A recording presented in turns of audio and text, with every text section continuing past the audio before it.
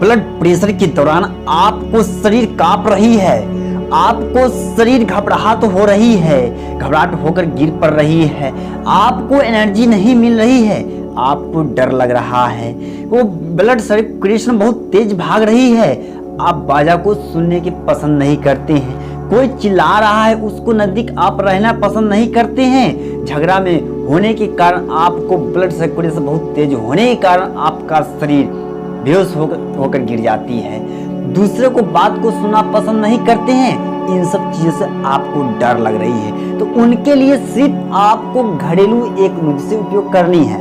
उसके लिए आपको बहुत मुश्किल सी काम थोड़ा सा है, उसको मुश्किल तो है नहीं, मानने से मुश्किल है, तो आप पर डिपेंड करता है कि उन चीजों को कर सकते हैं या नहीं कर सकती हैं। तो बहुत व्यक्ति ऐसा है उन चीजों को नहीं कर सकते हैं, क्योंकि ब्लड एक ऐसा सर्कुलेशन है को हर आदमी के पास वो नहीं हो पाता है, तो आप चाहे अपने हिसाब से कर सकती हैं। सबसे पहले उसको बात ये है कि आप इन बीमारियों से अगर दूर रहना चाहते हैं, इनसे छुटकारा लेना चाहती है, इनको समाप्त करना चाहती है, तो उनके लिए सिर्फ उपाय घरेलू चीज है।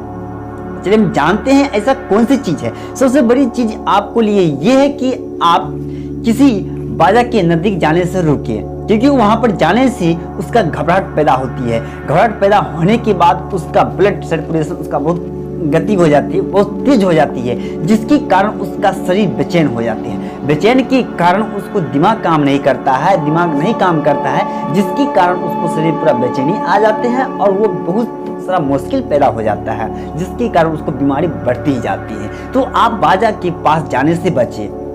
अगर आपके आसपास में, गांव घर में या पूरा अपने फैमिली में अगर किसी से झगड़ा हो रहा है तो वहां पर जाने से बचे। गांव में झगड़ा हो रहा है तो वहां से जाने के बचे। पौड़ पंचायती अगर हो रहा है, वहाँ हल्ला हुज्जत हो रहा है तो वहां पर जाने से बचे।